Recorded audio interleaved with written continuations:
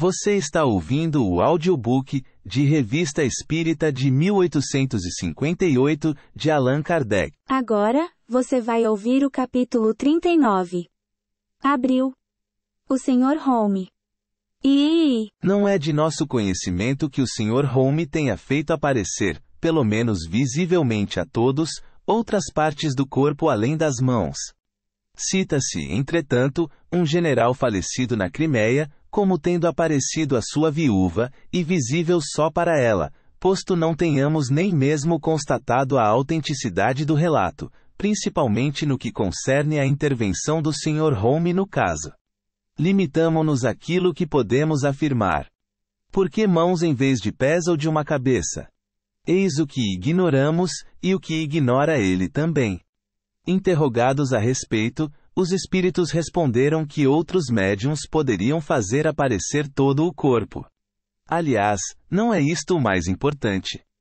Se só as mãos aparecem, as outras partes do corpo não são menos patentes, como veremos logo a seguir. Em geral, o aparecimento da mão se manifesta primeiramente sob a toalha da mesa, por ondulações produzidas ao percorrer toda a superfície. Depois se mostra as bordas da toalha que ela levanta. Por vezes vem postar-se sobre a toalha, bem no meio da mesa. Outras vezes toma um objeto e o leva para baixo da toalha. Essa mão a todos visível nem é vaporosa nem translúcida. Tem a cor e a opacidade naturais. No pulso, termina de forma indefinida. Se alguém a toca com precaução, confiança e sem segunda intenção hostil, ela oferece a resistência, a solidez e a impressão de mão viva. Seu calor é suave, um tanto úmido e comparável ao de um pombo morto há cerca de meia hora. Não é absolutamente inerte, pois age, presta-se aos movimentos que se lhe imprimem ou resiste, acaricia-nos ou nos aperta. Se, pelo contrário, quisermos pegá-la bruscamente e de surpresa, apenas encontraremos o vazio. Contou-nos uma testemunha ocular o fato que se segue, e que se passou com ela.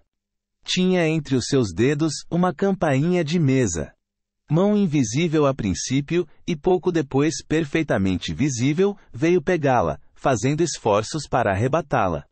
Não o tendo conseguido, passou a puxá-la por cima, a fim de fazê-la escorregar. O esforço de tração era sensível quanto teria sido o de qualquer mão humana. Havendo tentado segurar violentamente essa mão, a sua apenas encontrou o ar. Tendo aberto os dedos, a campainha ficou suspensa no ar, e foi lentamente pousar no soalho. Algumas vezes a várias mãos.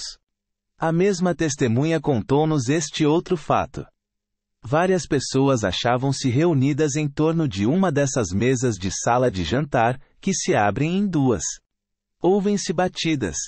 A mesa se agita, abre-se por si mesma, e através da fenda aparecem 3 mãos. Uma de tamanho normal, outra muito grande, e uma terceira muito peluda.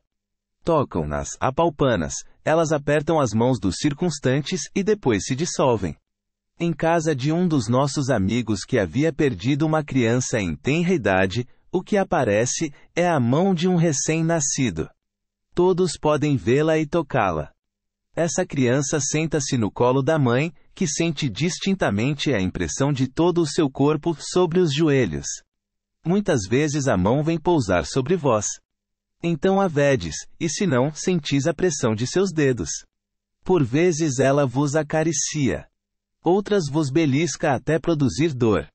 Em presença de várias pessoas, o Sr. Home sentiu que lhe pegavam o pulso, e os assistentes puderam ver-lhe a pele distendida.